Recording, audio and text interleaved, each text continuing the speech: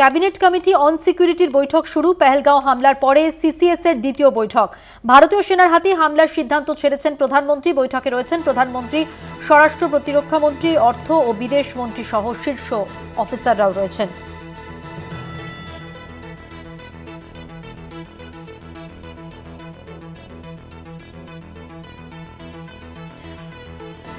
পেহেলগাঁও কাণ্ড নিয়ে দফায় দফায় বৈঠক প্রশাসন ও রাজনৈতিক মহলের সর্বস্তরে। আমরা দেখেছি গত মঙ্গলবার পেহেলগাঁও হামলার পরে বৃহস্পতিবার প্রথমবার নিরাপত্তা বিষয়ক ক্যাবিনেট কমিটির বৈঠক হয়।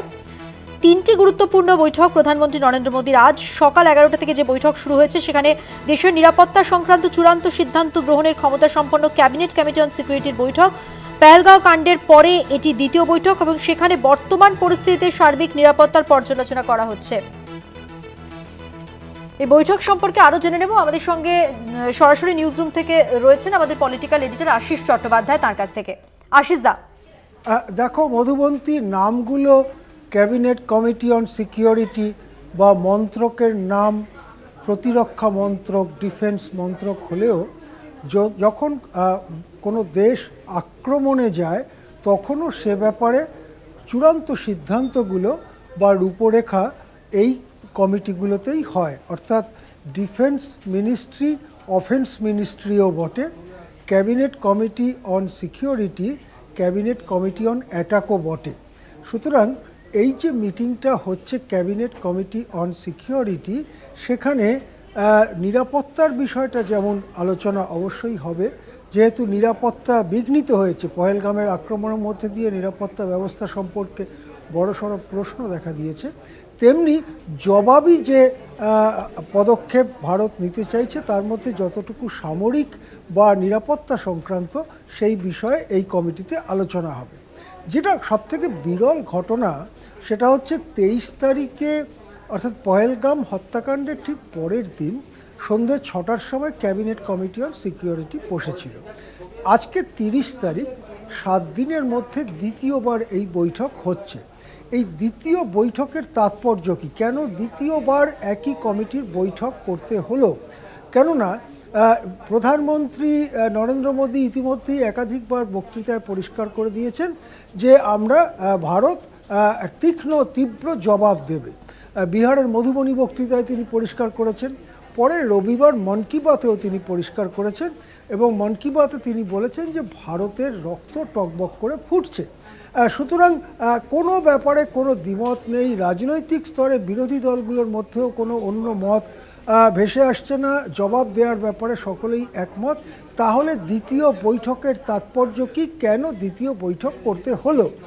একটা কারণ এটা অনেকে মনে করছেন যে দ্বিতীয়বার বৈঠক করবার মধ্যে দিয়ে দেশবাসীকে একটা বার্তা দেওয়া হচ্ছে যে আসন্ন ব্যাপারটা কাছাকাছি এসে গেছে, আসন্ন দ্বিতীয়বার বৈঠকে সেইটা চূড়ান্ত করার দিকে যাচ্ছে দেশ।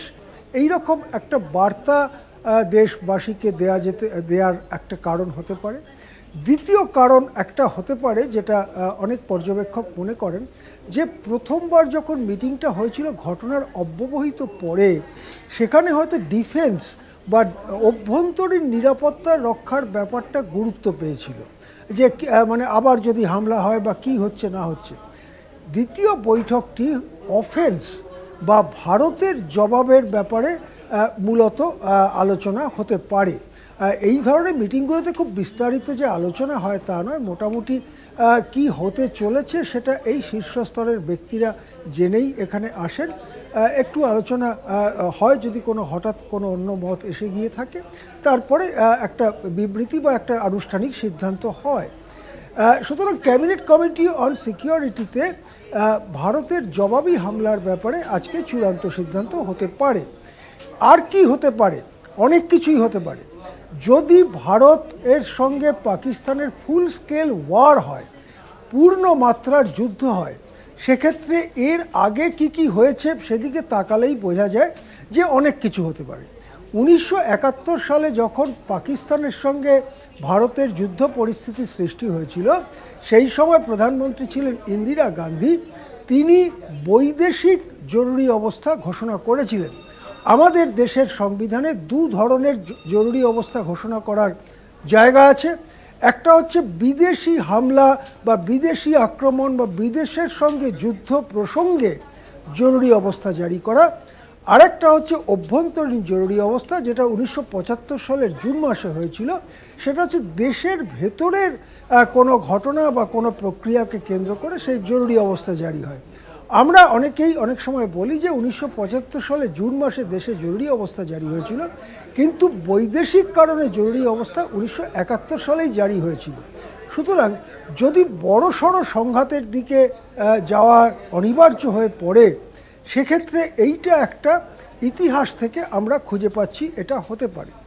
আরেকটা ব্যাপার হচ্ছে যে যখন এই ধরনের সংঘাত শুরু হয়, তখন শুরুতে এক একটা পক্ষ যেটা ভেবে রাখে সেটাই যে সেদিকেই ব্যাপারটা গড়াবে, এরকমটা নাও হতে পারে।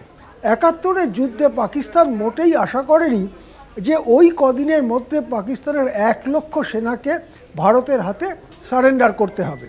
সুতরাং নানান ঘটনা ঘটতে পারে যেগুলো আগের থেকে হিসেব থাকে, কিন্তু সব হিসেব নাও মিলতে পারে। সেক্ষেত্রে ভারতের আর্থিক ব্যবস্থাকে বা কেন্দ্রীয় কোষাগারকে আরও মজবুত করবার জন্য কোনো একটা বোঝাপড়া এই ধরনের মিটিংয়ে হতে পারে।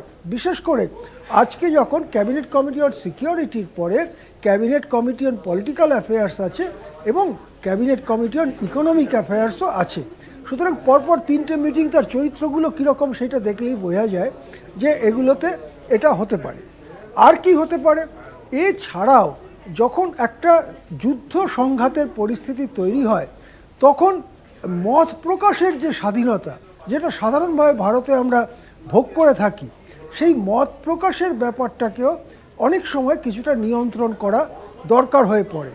যদি জরুরি অবস্থা জারি না হয়, তাহলে বিশেষভাবে এই মত প্রকাশের ব্যাপারটা এটাও একটা আলোচ্য বিষয় হয়ে থাকতে পারে এবং যুদ্ধকালীন পরিস্থিতিতে এটা সাধারণত সব দেশই এই ধরনের পদক্ষেপের কথা চিন্তা করে। সুতরাং আজকে ক্যাবিনেট কমিটি অন সিকিউরিটির বৈঠক এখন 1:45 বাজে শেষ হয়ে গেছে। Cabinet committee on political affairs এর পরে হওয়ার কথা, cabinet committee on economic affairs তারপরে হবে।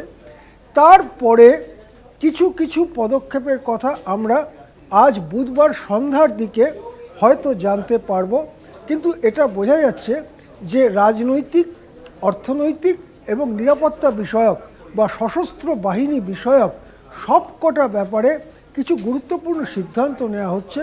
মিটিংগুলোর যেমন প্রতীকী বার্তা আছে, দেশবাসীকে বলছে তৈরি হও, সতর্ক থাকো, তৈরি থাকো, এই প্রতীকী বার্তা যেমন আছে, তেমনি নির্দিষ্ট কিছু সিদ্ধান্ত গৃহীত হতে পারে। সেই ব্যাপারে আমরা নিশ্চয়ই নজর রাখব। হ্যাঁ, ধন্যবাদ। কথা বললাম সরাসরি নিউজ রুম থেকে, ছিলেন আমাদের পলিটিক্যাল এডিটর আশিস চট্টোপাধ্যায়, তার সঙ্গে।